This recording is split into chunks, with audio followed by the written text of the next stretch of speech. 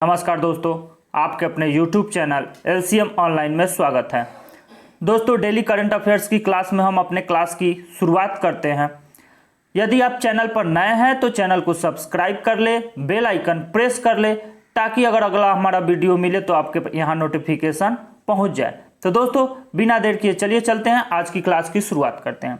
आज का सबसे पहला प्रश्न है, आज की क्लास की सबसे पहला प्रश्न है, पूर्व केंद्रीय मंत्री मनोज सिन्हा को कहां के नए उपराज्यपाल के पद पर नियुक्त किया गया है। तो दोस्तों, मनोज सिन्हा जो पूर्व केंद्रीय मंत्री थे, उनको हाल ही में जम्मू कश्मीर के कहां के जम्मू कश्मीर के उपराज्यपाल के पद पर नियुक्त किया गया है। यानी मनोज सिन्हा को जम्मू कश्मीर का उपराज्यपाल नियुक्त किया गया है।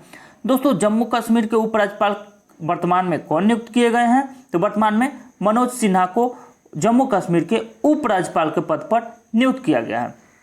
दोस्तों, मनोज सिन्हा को गिरीश चंद्र मुर्मू, जम्मू कश्मीर के राज्यपाल कौन थे? जम्मू कश्मीर के राज्यपाल इसके पहले गिरीश चंद्र मुर्मू जी थे। तो गिरीश चंद्र मुर्मू जी के अचानक से इस्तीफा देने के बाद जम्मू कश्मीर के राज्यपाल उपराज्यपाल मनोज सिन्हा को नियुक्त किया गया है। तो मनोज सिन्हा गिरीश चंद्र मुर्मू की जगह जम्मू कश्मीर के उपराज्यपाल दायित्व सौंपा गया। गिरीश चंद्र मुर्मू ने अचानक से 5 अगस्त 2020 को इस्तीफा दे दिया था। राष्ट्रपति ने इनका इस्तीफा मंजूर कर लिया। गिरीश चंद्र मुर्मू को पिछले वर्ष 29 अक्टूबर को राज्यपाल सत्यपाल मलिक को गोवा भेजे जाने के बाद जम्मू कश्मीर का उपराज्यपाल बनाया गया था। यानी पहली बार जब जम्मू कश्मीर और लद्दाख को 5 अगस्त को विभाजित किया गया था। 5 अगस्त 2019 को जम्मू कश्मीर और राज्यपाल को विभाजित कर एक नया केंद्र शासित प्रदेश बनाया गया था। दोनों यानी लद्दाख भी एक केंद्र शासित प्रदेश बना था, जम्मू कश्मीर भी एक केंद्र शासित प्रदेश बना था। तब से यानी पहले गिरीश चंद्र मुर्मू उपराज्यपाल के पद पर थे और वर्तमान में अब मनोज सिन्हा को नियुक्त किया गया है। दोस्तों, अब हम बात करेंगे यहाँ से थोड़ा सा जम्मू कश्मीर की। अगर हम बात करें तो जम्मू कश्मीर की राजधानी कहाँ स्थित है? तो जम्मू कश्मीर की राजधानी श्रीनगर स्थित है। जम्मू कश्मीर की राजधानी कहाँ स्थित है? श्रीनगर स्थित है। और श्रीनगर किस नदी के किनारे बसा हुआ है? तो झेलम नदी के किनारे बसा हुआ है। आज का हमारा अगला प्रश्न होगा, केंद्र सरकार ने सेबी चेयरमैन अजय त्यागी को कितने महीने को सेवा विस्तार कर दिया है? यानी सेबी के चेयरमैन अजय त्यागी जी हैं, सेबी के चेयरमैन अजय त्यागी जी हैं, और उनको कितने महीनों के सेवा का विस्तार कर दिया गया है? तो 18 महीनों का। 18 महीनों के सेवा का विस्तार कर दिया गया है सेबी के चेयरमैन अजय त्यागी का। सेबी का पूरा नाम security exchange board of India होता है। दोस्तों, security exchange board of India SEBI का पूरा नाम है। और सेबी के चेयरमैन अजय त्यागी को कितने महीनों के लिए? 18 महीनों के लिए फिर से उनके सेवा के विस्तार कर दिया गया है। दोस्तों, प्रधानमंत्री नरेंद्र मोदी की अध्यक्षता वाली मंत्रिमंडल की नियुक्ति समिति ने त्यागी का कार्यकाल 18 महीनों के लिए बढ़ाने का मंजूरी दे दी। यानी जो अजय त्यागी जी हैं, उनके सेबी के कार्यकाल में 18 महीनों की वृद्धि कर दी गई है। यानी 3 साल के लिए चुने गए थे और 3 साल में 18 महीनों के लिए वृद्धि कर दिया गया है। तो केंद्र सरकार ने इससे पहले त्यागी के कार्यकाल को इस साल फरवरी 6 महीने के लिए तब बढ़ाया था जब उनका पहला 3 साल का कार्यकाल खत्म होने के करीब था। यानी कि फरवरी में ही उनका कार्यकाल पूरा हो गया था, लेकिन उस समय भी 6 महीने के लिए बढ़ा दिया गया था और फिर से कार्यकाल पूरा होने के बाद 18 महीने के लिए फिर से बढ़ा दिया गया। दोस्तों, भारतीय प्रतिभूति और विनिमय बोर्ड सेबी। अब दोस्तों बात करेंगे सेबी है क्या? सेबी है क्या? सेबी का पूरा नाम होता है security exchange board of India, जो भारतीय शेयरों पर नियंत्रण करते हैं। यानी भारत के शेयर बाजारों की नियामक संस्था, यानी शेयर बाजारों के नियंत्रण करने वाली एक संस्था है जिसका नाम है सेबी, जिसे हम भारतीय प्रतिभूति और विनिमय बोर्ड हिंदी में और इंग्लिश में security exchange board of India कहते हैं। भारत में प्रतिभूति और वित्त का नियामक बोर्ड है। इसकी स्थापना 12 अप्रैल 1988 को। क्या सेबी की स्थापना कब हुई थी? तो सेबी की स्थापना 12 अप्रैल 1988 को, यानी security exchange board of India, SEBI security exchange board of India की स्थापना कब हुई थी? 12 अप्रैल 1988 को। लेकिन सेबी अधिनियम 1992 के तहत वैधानिक मान्यता, यानी स्थापना हुई थी 12 अप्रैल 1988 को, लेकिन इसे संवैधानिक मान्यता, वैधानिक मान्यता 1992 अधिनियम के तहत दिया गया था। यानी सेबी अधिनियम 1992 के तहत इसे वैधानिक मान्यता दिया गया और 30 जनवरी 1992 को वैधानिक मान्यता प्राप्त हुई। अगर आपसे प्रश्न पूछे सेबी का मुख्यालय कहाँ स्थित है, तो सेबी का मुख्यालय मुंबई में है। सेबी का मुख्यालय कहाँ स्थित है दोस्तों? सेबी का मुख्यालय मुंबई में स्थित है। दोस्तों हमारा आज का अगला प्रश्न है, शांति के लिए नोबेल पुरस्कार पाने वाले किस देश के प्रसिद्ध राजनीतिज्ञ जॉन ह्यूम का निधन हो गया? जॉन ह्यूम, जिन्हें शांति का नोबेल पुरस्कार दिया गया था, जॉन ह्यूम जिन्हें शांति का नोबेल पुरस्कार दिया गया था, तो शांति का नोबेल पुरस्कार विजेता जॉन ह्यूम कहाँ के रहने वाले थे? आयरलैंड के रहने वाले थे और इनका हाल ही में निधन हो गया है। तो दोस्तों जॉन ह्यूम जो आयरलैंड के रहने वाले थे, इन्हें शांति का नोबेल पुरस्कार दिया गया था, अभी हाल ही में इनका निधन हो गया है। दोस्तों अगर हम जॉन ह्यूम के बारे में बात करें तो शांति के लिए नोबेल पुरस्कार पाने वाले, शांति के लिए नोबेल पुरस्कार पाने वाले उत्तरी आयरलैंड के प्रसिद्ध राजनीतिक जॉन ह्यूम का निधन हो गया। वह 83 वर्ष के थे। जॉन ह्यूम कितने वर्ष के थे? 83 वर्ष थे। लंबी बीमारी के बाद उन्होंने लंदन डेरी के एक नर्सिंग होम में आखिरी सांस ली। 3 दशकों से भी ज़्यादा वक्त तक उत्तरी आयरलैंड के सबसे अधिक प्रोफाइल वाले राजनेताओं में से एक ह्यूम ने वहाँ हिंसा भरी मुसीबतों का अंत करने वाली आबो हवा बनाने में मदद की थी। दोस्तों अगर हम यहाँ से बात करेंगे शांति के नोबेल पुरस्कार की, तो शांति का नोबेल पुरस्कार कहाँ से दिया जाता है? तो नोबेल फाउंडेशन द्वारा यह पुरस्कार विश्व स्तर पर शांति के लिए किए गए प्रयासों के लिए दिया जाता है। शांति का नोबेल पुरस्कार विश्व में स्तर पर शांति के लिए किए गए प्रयासों के लिए दिया जाता है। नोबेल पुरस्कार जो है, नोबेल पुरस्कार स्वीडन के उद्योगपति, नोबेल पुरस्कार किसके नाम पर दिया जाता है? तो स्वीडन के उद्योगपति, आविष्कारक और आयुध निर्माता अल्फ्रेड नोबेल की इच्छा से स्थापित 5 नोबेल पुरस्कारों में से एक है। यानी 5 पुरस्कारों में से एक पुरस्कार है नोबेल पुरस्कार, जिसे अल्फ्रेड नोबेल की इच्छा से स्थापित किया गया था और यह दिया जाता है। इसके अंतर्गत इस नोबेल पुरस्कार के अंतर्गत रसायन विज्ञान, भौतिकी, शारीरिक क्रिया विज्ञान, चिकित्सा और साहित्य में सालाना रूप से पुरस्कार दिया जाता है। इस पहले 5 क्षेत्रों में दिया जाता था, लेकिन अब अर्थशास्त्र को भी शामिल कर लिया गया और अब अर्थशास्त्र को जब शामिल किया गया तो अब कुल 6 क्षेत्रों में रसायन पुरस्कार दिया जाता है। तो 6 क्षेत्र कौन कौन से हैं? रसायन विज्ञान, भौतिकी, शरीर विज्ञान या चिकित्सा विज्ञान, साहित्य, तो दोस्तों और शांति। रसायन विज्ञान, भौतिकी, चिकित्सा, साहित्य, शांति और अर्थशास्त्र, 6 क्षेत्रों में नोबेल पुरस्कार दिए जाते हैं। दोस्तों शांति का नोबेल पुरस्कार 2018, शांति का नोबेल पुरस्कार 2018 दिया गया था किसे? नादिया मुराद और डेनिस मुक्वेगो। नादिया मुराद और डेनिस मुक्वेगो को 2018 का नोबेल पुरस्कार, शांति का नोबेल पुरस्कार दिया गया था। 2018 का शांति नोबेल पुरस्कार किसे दिया गया था? नादिया मुराद और डेनिस मुक्वेगो। जबकि 2019 का शांति का नोबेल पुरस्कार किसे दिया गया है? अबी अहमद को दिया गया है और वो इथियोपिया के प्रधानमंत्री हैं। 2019 का नोबेल पुरस्कार किसे दिया गया है? तो अबी अहमद जो इथियोपिया के प्रधानमंत्री हैं। दोस्तों यदि आप चैनल पर नए हैं तो चैनल को सब्सक्राइब कर ले, बेल आइकन प्रेस कर ले ताकि आपको नोटिफिकेशन मिलता रहे। दोस्तों हमारा अगला प्रश्न है, शशिधर जगदीशन को किस बैंक का नया चीफ एग्जीक्यूटिव ऑफिसर और मैनेजिंग डायरेक्टर नियुक्त किया गया है? शशिधर जगदीशन को किस बैंक का नया चीफ एग्जीक्यूटिव ऑफिसर और मैनेजिंग डायरेक्टर नियुक्त किया गया? तो किसे? HDFC बैंक का। तो HDFC बैंक के वर्तमान में चीफ मैनेजिंग ऑफिसर और डायरेक्टर कौन बने हैं? तो शशिधर जगदीशन। शशिधर जगदीशन क्या बने हैं? तो चीफ एग्जीक्यूटिव ऑफिसर और मैनेजिंग डायरेक्टर बने हैं। किस बैंक के? HDFC बैंक के बने हैं। दोस्तों हमारा अगला प्रश्न है, जरूरतमंद व गरीबों को जरूरतमंद व गरीबों को 8 रुपये प्रति प्लेट, जरूरतमंद व गरीबों को 8 रुपये प्रति प्लेट में स्वस्थ और पौष्टिक भोजन देने के लिए किस राज्य सरकार ने इंदिरा रसोई योजना शुरू करने का निर्देश दिया है? दोस्तों, इंदिरा रसोई योजना किस राज्य की सरकार ने? तो राजस्थान की सरकार ने, यानी राजस्थान सरकार ने इंदिरा रसोई योजना शुरू करने का निर्देश दिया है। और इसमें क्या मिलेगा? 8 रुपये प्रति प्लेट में स्वस्थ एवं पौष्टिक भोजन देने की बात कही गई है राजस्थान सरकार के द्वारा। दोस्तों, राजस्थान के मुख्यमंत्री कौन है?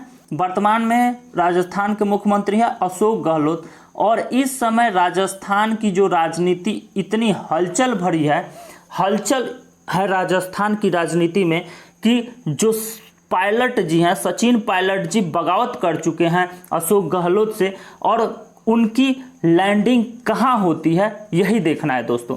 और उनकी लैंडिंग जहाँ होगी वहीं पर अब लैंडिंग होने के बाद देखिए क्या होता है। तो राजस्थान के मुख्यमंत्री कौन है? राजस्थान के मुख्यमंत्री अशोक गहलोत जी हैं। राजस्थान के मुख्यमंत्री कौन है? अशोक गहलोत जी हैं। और हाल ही में अपने अधिकारियों को 20 अगस्त 2020 से इंदिरा रसोई योजना शुरू करने का निर्देश दिया। कब से? 20 अगस्त 2020 से इंदिरा रसोई योजना में क्या था? 8 रुपये प्रति प्लेट स्वस्थ एवं पौष्टिक भोजन दिया जाएगा इंदिरा रसोई योजना में। सीएम ने कहा कि यह राजस्थान सरकार के नो हंगर नो स्लीप के संकल्प को साकार करने की दिशा में एक और कदम है। तो राजस्थान सरकार ने इसके पहले नो हंगर नो स्लीप एक संकल्प लिया था, तो उसी के मद्देनजर इस योजना को चलाई जा रही है। तो आपसे 2 प्रश्न बन गए यहाँ से। इंदिरा रसोई योजना कहाँ? तो राजस्थान में। इंदिरा रसोई योजना कहाँ? तो राजस्थान में। नो हंगर नो स्लीप योजना कहाँ? तो राजस्थान में। तो दोस्तों, इस योजना के तहत जरूरतमंद और गरीबों को 8 रुपये प्रति प्लेट में स्वस्थ और पौष्टिक भोजन मिलेगा। योजना पर राज्य सरकार प्रतिवर्ष 100 करोड़ खर्च करने की योजना बना रही है। यानी प्रतिवर्ष कितना? 100 करोड़ रुपए खर्च किए जाएंगे। किसके लिए? तो नो हंगर नो स्लीप और इंदिरा रसोई योजना के लिए। अब यह जो इंदिरा रसोई योजना है, पूर्व प्रधानमंत्री इंदिरा गांधी के नाम पर बनी इंदिरा रसोई योजना राज्य के 213 शहरी स्थानीय निकायों में 358 रसोई में चलेगी। योजना के तहत अब इंदिरा रसोई योजना जो राजस्थान सरकार के द्वारा चलाई जा रही है, इस योजना के तहत 100 ग्राम दाल, 100 ग्राम सब्जी, 250 ग्राम चपाती और अचार का एक मेनू 4.87 करोड़ लोगों को परोसा जाएगा। दोस्तों, हम अगर बात करें राजस्थान का गठन कब हुआ था, तो दोस्तों राजस्थान का गठन 1 नवंबर 1956 को हुआ था। दोस्तों, अगर हम बात करें जो राजस्थान की सरकार है वर्तमान में राजस्थान की जो सरकार है, तो राज्यपाल कौन है? राज्यपाल कलराज मिश्रा है। राजस्थान के राज्यपाल कौन है? तो राजस्थान के राज्यपाल कलराज मिश्रा है। राजस्थान के मुख्यमंत्री कौन है? तो राजस्थान के मुख्यमंत्री अशोक गहलोत जी हैं। अशोक गहलोत जी कौन है? तो राजस्थान के मुख्यमंत्री हैं। राजस्थान के राज्यपाल कौन है? कलराज मिश्रा जी हैं। विधानसभा में 200 सीटें हैं। राजस्थान के विधानसभा में सीटों की संख्या 200, विधानसभा में सीटों की संख्या 200। राज्यसभा में कुल कितनी सीटें हैं राजस्थान के? तो राजस्थान के राज्यसभा में 10 सीटें। राज्यसभा में 10 सीटें, राजस्थान के राज्यसभा में 10 सीटें, विधानसभा में 200 सीटें। लोकसभा में कितनी सीटें हैं? तो लोकसभा में 25 सीटें हैं। तो विधानसभा में 200 सीटें हैं, लोकसभा में 25 सीटें हैं, राज्यसभा में कितनी सीटें? राज्यसभा में 10 सीटें हैं। और उच्च न्यायालय जोधपुर में स्थित है। राजस्थान का उच्च न्यायालय कहाँ स्थित है? तो राजस्थान का उच्च न्यायालय जोधपुर में स्थित है। दोस्तों, हम राजस्थान के कुछ महत्वपूर्ण प्रश्न को यहाँ पर इकट्ठा करके रखा हुआ है। तो राजस्थान से जितने भी महत्वपूर्ण प्रश्न होते हैं जो आपके एग्जामों में पूछे जाते हैं उन सारे प्रश्नों का विश्लेषण करेंगे यहाँ। तो दोस्तों, विश्व की पुरातन श्रेणियों में प्रमुख अरावली श्रेणी, विश्व की सर्वाधिक प्राचीन पर्वतमाला कौन सी है? तो विश्व की सर्वाधिक प्राचीन पर्वतमाला अरावली पर्वतमाला स्थित है। उसका विस्तार राजस्थान के क्षेत्रों में है, यानी राजस्थान के अंदर अरावली पर्वतमाला का विस्तार है। और राजस्थान की एकमात्र पर्वत श्रेणी है जो कि पर्यटन का केंद्र है। अब यहाँ से दोस्तों बहुत ही महत्वपूर्ण प्रश्न बनता है, माउंट आबू पर्वतीय स्थल कहाँ स्थित है? तो माउंट आबू पर्वतीय स्थल अरावली पर्वतमाला पर ही राजस्थान में स्थित है। तो राजस्थान में माउंट आबू स्थित है। और विश्व विख्यात दिलवाड़ा मंदिर, दिलवाड़ा का जैन मंदिर कहाँ स्थित है? तो माउंट आबू पर ही दिलवाड़ा का जैन मंदिर स्थित है और वो अरावली पर्वतमाला श्रेणी पर ही स्थित है। तो दिलवाड़ा मंदिर कहाँ स्थित है? दिलवाड़ा मंदिर राजस्थान में स्थित है। माउंट आबू कहाँ स्थित है? राजस्थान में स्थित है। अरावली पर्वतमाला जो विश्व की सर्वाधिक पर्वतमाला प्राचीन पर्वतमाला है कहाँ स्थित है? वो भी राजस्थान में स्थित है। अब राजस्थान में दो प्रमुख बाघ अभयारण्य हैं। राजस्थान में दो प्रमुख बाघ अभयारण्य हैं। कौन कौन से? जो विश्व प्रसिद्ध बाघ अभयारण्य है। कौन कौन से? रणथंभौर बाघ अभयारण्य, आपसे कहे रणथंभौर बाघ अभयारण्य कहाँ स्थित है? तो रणथंभौर बाघ अभयारण्य कहाँ स्थित है दोस्तों? राजस्थान में। र से राजस्थान, र से रणथंभौर, र से राजस्थान, र से रणथंभौर। रणथंभौर कहाँ स्थित है? राजस्थान में। सरिस्का वन्यजीव अभयारण्य, सरिस्का वन्यजीव अभयारण्य कहाँ स्थित है? सरिस्का वन्यजीव अभयारण्य भी राजस्थान के अंदर स्थित है। तो दोस्तों, रणथंभौर वन्यजीव अभयारण्य राजस्थान में, सरिस्का वन्यजीव अभयारण्य राजस्थान में स्थित है। और यह दोनों बाघ अभयारण्य हैं जो विश्व प्रसिद्ध हैं। तो राजस्थान के दो प्रमुख बाघ अभयारण्य कौन कौन है? रणथंभौर और सरिस्का बाघ अभयारण्य। दोस्तों, भरतपुर के समीप केवलादेव राष्ट्रीय उद्यान, केवलादेव राष्ट्रीय उद्यान जो साइबेरियाई सारसों के लिए प्रसिद्ध है, कहाँ स्थित है? तो राजस्थान में। केवलादेव राष्ट्रीय उद्यान कहाँ स्थित है? राजस्थान में स्थित है। केवलादेव राष्ट्रीय उद्यान कहाँ स्थित है? राजस्थान में स्थित है। दोस्तों, हम इतना बार बोल रहे हैं ताकि आप ध्यान से सुने, आपको सारी चीजें क्लियर हो जाए। एक बार सुने, क्लास को एक बार करें तो बार बार करने की नौबत ना आए। तो केवलादेव राष्ट्रीय उद्यान कहाँ स्थित है? राजस्थान में स्थित है। केवलादेव राष्ट्रीय उद्यान किसके लिए प्रसिद्ध है? तो साइबेरियाई सारस, जो रूस के साइबेरियाई क्षेत्रों से सारस आते हैं वो केवलादेव राष्ट्रीय उद्यान में ठहरते हैं। दोस्तों चलते हैं हम अपने अगले प्रश्न की तरफ। हमारा अगला प्रश्न है, उससे पहले हम देखेंगे राजस्थान के बारे में। तो राजस्थान के जो कौन कौन से ऐसे राज्य हैं जो राजस्थान को स्पर्श करते हैं, राजस्थान की सीमा बनाते हैं। तो कौन कौन से ऐसे राज्य हैं जो राजस्थान की सीमा बनाते हैं? गुजरात, गुजरात के बाद मध्य प्रदेश। एकदम बहुत ही ध्यान से देखेंगे दोस्तों, आपको रटना नहीं पड़ेगा, आपको चित्र के माध्यम से, एक चित्र के माध्यम से समझ जाएंगे आप दोस्तों। तो कौन कौन से? गुजरात, गुजरात के बाद मध्य प्रदेश। देखिए, गुजरात, गुजरात से मध्य प्रदेश, मध्य प्रदेश के बाद उत्तर प्रदेश, गुजरात, मध्य प्रदेश, उत्तर प्रदेश, यानी गुजरात, एमपी, यूपी, और यहाँ पर आपको दिखाई देगा हरियाणा और पंजाब। तो दोस्तों, हरियाणा, पंजाब ऐसे याद रखेंगे। गुजरात, गुजरात के बाद मध्य प्रदेश, मध्य प्रदेश के बाद उत्तर प्रदेश, उत्तर प्रदेश के बाद हरियाणा, हरियाणा के बाद पंजाब।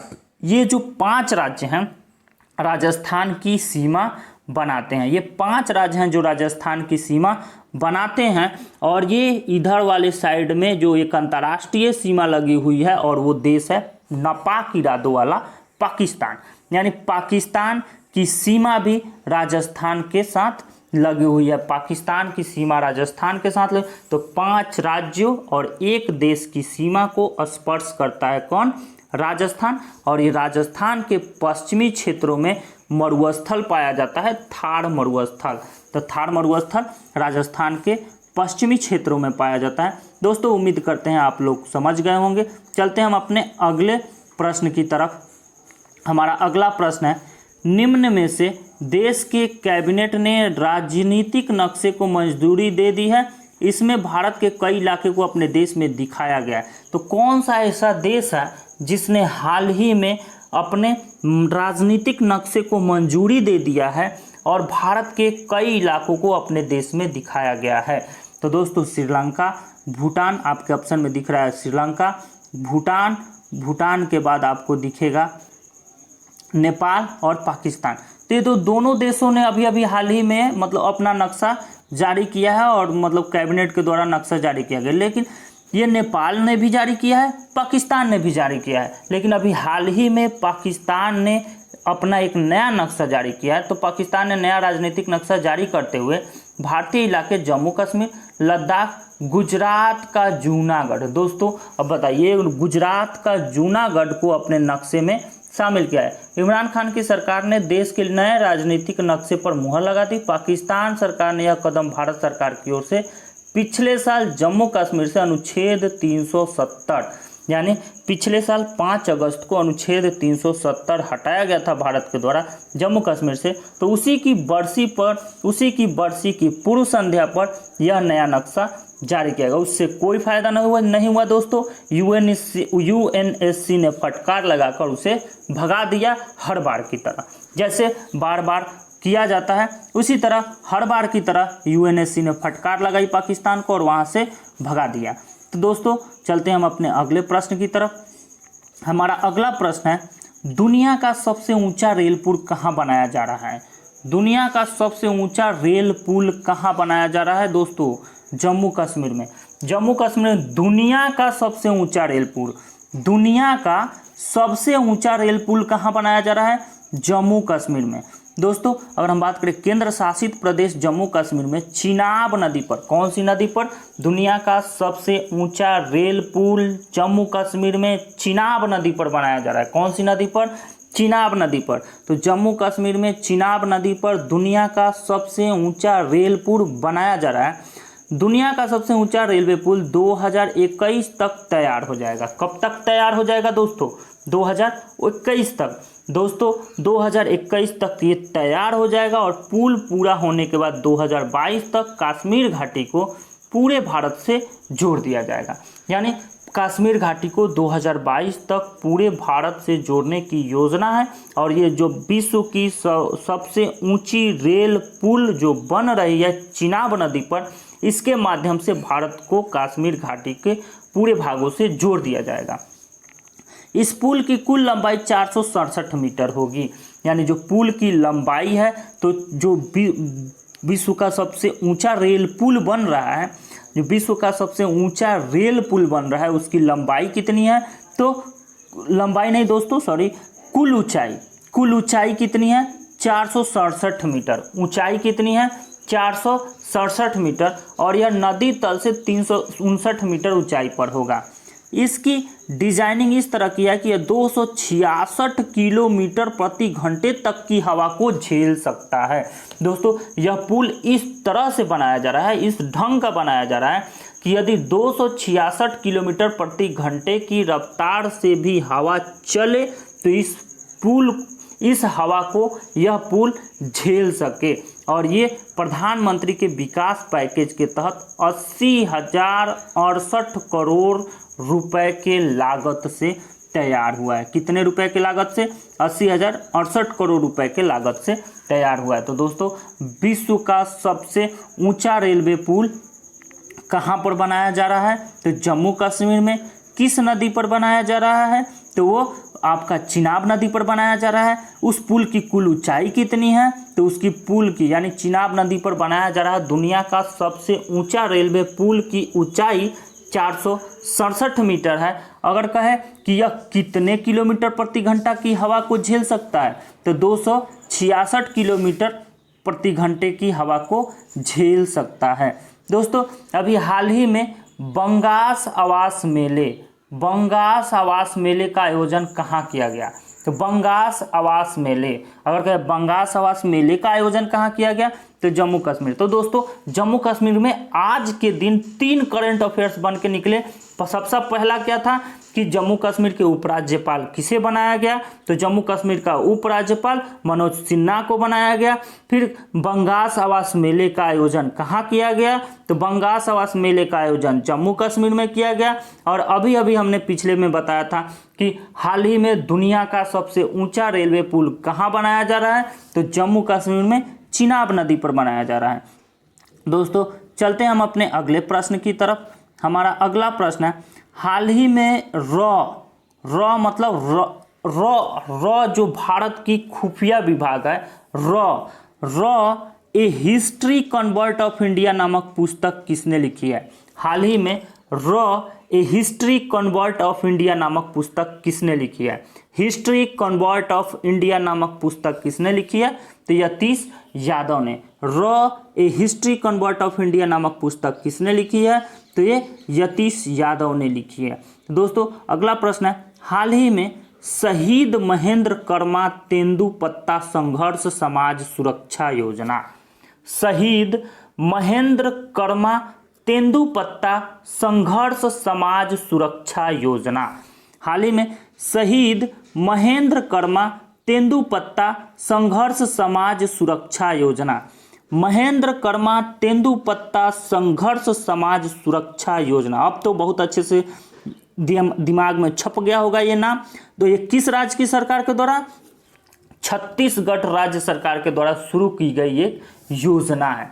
छत्तीसगढ़ राज्य सरकार की द्वारा शुरू की गई एक योजना है महेंद्र कर्मा तेंदुपत्ता संघर्ष समाज सुरक्षा योजना। यह किस राज्य सरकार के द्वारा, तो ये छत्तीसगढ़ के राज्य सरकार के द्वारा शुरू की गई एक योजना है। अब हम बात करेंगे दोस्तों छत्तीसगढ़ से कुछ महत्वपूर्ण फैक्ट। तो छत्तीसगढ़ का गठन कब हुआ था, तो छत्तीसगढ़ का गठन कब हुआ था दोस्तों, 1 नवंबर 2000 को। 1 नवंबर 2000 को मध्य प्रदेश से अलग होकर, 1 नवंबर 2000 को मध्य प्रदेश से अलग होकर छत्तीसगढ़ एक राज्य बना था। छत्तीसगढ़ कब गठन हुआ था, 1 नवंबर 2000 को छत्तीसगढ़ का गठन हुआ था। दोस्तों यदि हमारा वीडियो अच्छा लगे तो लाइक करें, शेयर कर देना दोस्तों, और सब्सक्राइब जरूर कर लेना ताकि अगला वीडियो मिले तो आपको नोटिफिकेशन मिलता रहे। तो दोस्तों हम कहाँ पर थे, छत्तीसगढ़ में। तो छत्तीसगढ़ के राज्यपाल कौन है, छत्तीसगढ़ के राज्यपाल अनुसुईया उइके। छत्तीसगढ़ के मुख्यमंत्री कौन है, भूपेश बघेल। छत्तीसगढ़ के मुख्यमंत्री कौन है, भूपेश बघेल है। छत्तीसगढ़ के राज्यपाल कौन है, अनुसुईया उइके। छत्तीसगढ़ के राज्यपाल अनुसुईया उइके, छत्तीसगढ़ के मुख्यमंत्री भूपेश बघेल।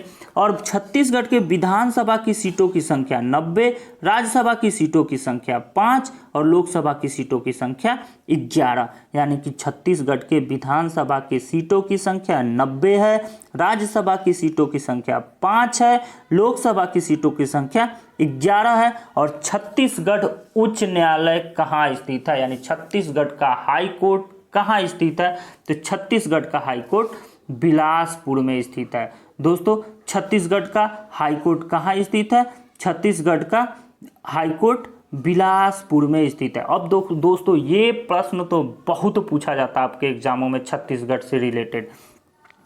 छत्तीसगढ़ के 3 प्राकृतिक खंड है, छत्तीसगढ़ के 3 प्राकृतिक खंड है। उत्तर में सतपुरा, यानी छत्तीसगढ़ के उत्तर में सतपुरा पर्वतमाला है, मध्य में महानदी। अगर महानदी छत्तीसगढ़ से होकर, यानी किस राज्य के मध्य में महानदी गुजरती है, तो छत्तीसगढ़ के मध्य में महानदी और उसकी सहायक नदियों का मैदानी क्षेत्र, और दक्षिण में बस्तर का पठार। तो बस्तर का पठार कहाँ स्थित है दोस्तों, तो बस्तर का पठार कहाँ स्थित है, छत्तीसगढ़ के दक्षिण में। छत्तीसगढ़ के दक्षिण में कौन सा पठार, बस्तर का पठार। और छत्तीसगढ़ की प्रमुख नदियां हैं महानदी, शिवनाथ, इंद्रावती। तो महानदी, शिवनाथ और इंद्रावती नदी, ये तीनों ही नदियां छत्तीसगढ़ की प्रमुख नदियां हैं। शिवनाथ और इंद्रावती नदी, शिवनाथ और इंद्रावती नदी महानदी की सहायक नदी है। महानदी की सहायक नदी शिवनाथ और इंद्रावती भारत का सबसे लंबा बांध परियोजना कहाँ स्थित है? तो भारत का सबसे लंबा बांध परियोजना महानदी पर स्थित है। भारत का सबसे लंबा बांध परियोजना कहाँ स्थित है दोस्तों?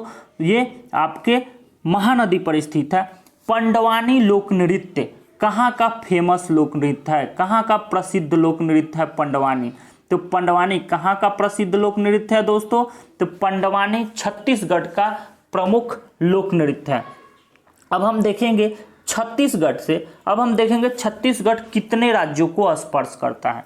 छत्तीसगढ़ कहाँ स्थित है और कितने राज्यों को? तो दोस्तों आपको दिख रहा होगा छत्तीसगढ़ कितने राज्यों को स्पर्श करता है? तेलंगाना, उड़ीसा, झारखंड, उत्तर प्रदेश और मध्य प्रदेश और महाराष्ट्र। ये दोस्तों कितने राज्यों की सीमा बनाता है? 6 राज्यों की सीमा बनाता है। कितने राज्यों की? 6 राज्यों की सीमा बनाता है। कौन कौन से 6 राज्य हैं एक बार फिर से बता देते हैं दोस्तों, ध्यान से सुनेंगे। तेलंगाना, महाराष्ट्र, मध्य प्रदेश, उत्तर प्रदेश, झारखंड और उड़ीसा। ये 6 राज्यों की सीमा बनाता है। और यह किससे अलग हुआ था? मध्य प्रदेश से कटकर अलग हुआ था दोस्तों। और दोस्तों जब ये मध्य प्रदेश से अलग हुआ था तो कब अलग हुआ था? 1 नवंबर 2000 को मध्य प्रदेश से अलग हुआ था। दोस्तों यदि आप चैनल पर नए हैं तो चैनल को सब्सक्राइब कर ले, बेल आइकन प्रेस कर ले, ताकि जब अगला वीडियो बने तो आपको नोटिफिकेशन मिलता रहे। आज के लिए बस इतना ही। धन्यवाद। जय हिंद, जय भारत।